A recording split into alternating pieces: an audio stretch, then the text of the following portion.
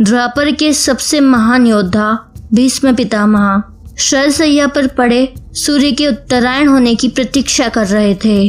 उसी समय श्री कृष्ण की ध्वनि भीष्म पितामह के कानों में शहद घोलती हुई पहुंची। प्रणाम पितामह। भीष्म के सूख चुके होठों पर एक मरी हुई मुस्कान आ गई और बोले, आओ देवकी नंदन, स्वागत है तुम्हारा। मैं बहुत देर से तुम्हारा ही स्मरण कर रहा था। कृष्ण बोले, क्या कहूँ पितामह, अब तो ये भी नहीं पूछ सकता कि कैसे है आप। भीष्म पितामह चुप रहे। कुछ क्षण बाद बोले, कुछ पूछूं केशव, बड़े अच्छे समय से आए हो। संभवतः धरती छोड़ने से पूर्व मेरे अनेक भ्रम समाप्त हो जाएंगे। श्री कृष्ण बोले, कहिए ना पितामह, एक बात बताओ प्रभु, तुम तो ईश्वर हो ना? कृष्ण ने बीच में ही टोका, नहीं पितामह, मैं ईश्वर नहीं हूँ, मैं तो आपका पौत्र हूँ। भीष्म उस घोर पीड़ा में भी हंस पड़े और बोले, अपने जीवन का स्वयं कभी आकलन नहीं कर पाया, नहीं जानता कि अच्छा रहा या बुरा, पर अब तो इस धरा से जा रहा हूँ कन्हैया, अब तो ठगना छोड़ दो। श्री कृष्ण भीष्म पितामह के पास आए और उनका हाथ पकड़कर बोले, कहिए पितामह। भीष्म बोले, एक बात बताओ कन्हैया, इस युद्ध में जो हुआ वो ठीक था क्या? श्री कृष्ण बोले, किसकी ओर से पितामह, पांडवों की ओर से या कौरवों की ओर से? पितामह ने कहा, कौरवों के कृत्यों पर चर्चा का तो अब कोई अर्थ ही नहीं रहा, पर क्या पांडवों की ओर से जो हुआ वो सही था? आचार्य द्रोण का वध, दुर्योधन की जंघा के नीचे प्रहार, दुशासन की छाती का चीरा जाना, जयद्रथ के साथ हुआ छल, निहत्थे कर्ण का वध, क्या ये सब सही था? श्री कृष्ण बोले, इसका उत्तर मैं कैसे दे सकता हूँ पितामह, इसका उत्तर तो उन्हें देना चाहिए जिन्होंने ये किया। उत्तर दे दुर्योधन का वध करने वाले भीम, उत्तर दे कर्ण और जयद्रथ का वध करने वाले अर्जुन। मैं तो इस युद्ध में कहीं था ही नहीं पितामह। भीष्म पितामह ने कहा, अभी भी छलना नहीं छोड़ोगे कृष्ण? अरे विश्व भले ही कहता रहे कि महाभारत को अर्जुन और भीम ने जीता, पर मैं जानता हूँ कन्हैया कि ये तुम्हारी और केवल तुम्हारी जीत है। मैं तो उत्तर तुम्ही से पूछूंगा। श्री कृष्ण ने कहा, तो सुनिए पितामह, कुछ बुरा नहीं हुआ, कुछ अनैतिक नहीं हुआ, वही हुआ जो होना चाहिए था। पितामह ने कहा, यह तुम कह रहे हो केशव? मर्यादा पुरुषोत्तम राम का अवतार श्री कृष्ण कह रहा है। ये छल तो किसी युग में हमारे सनातन संस्कारों का अंग नहीं रहा, फिर ये उचित कैसे हो गया?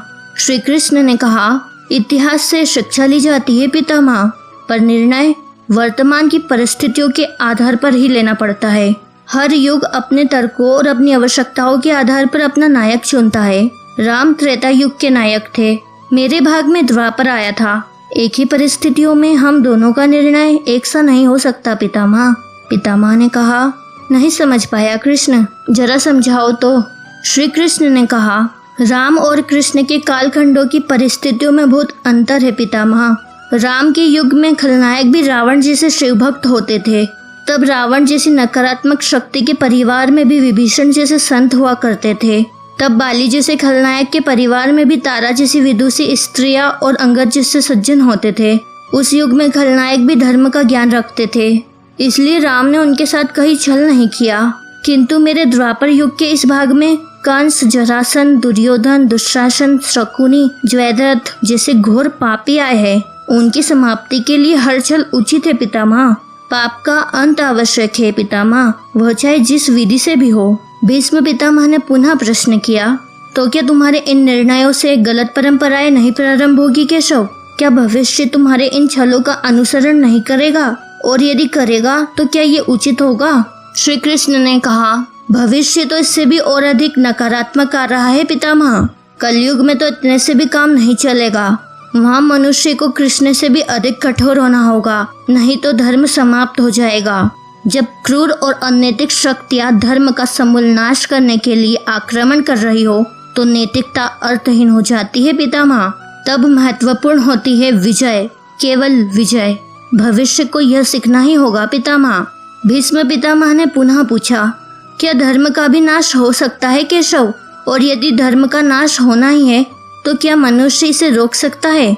श्री कृष्ण ने कहा, सब कुछ ईश्वर के भरोसे छोड़कर बैठना मूर्खता होती है पितामह। ईश्वर स्वयं कुछ नहीं करते, सब मनुष्य को ही करना पड़ता है।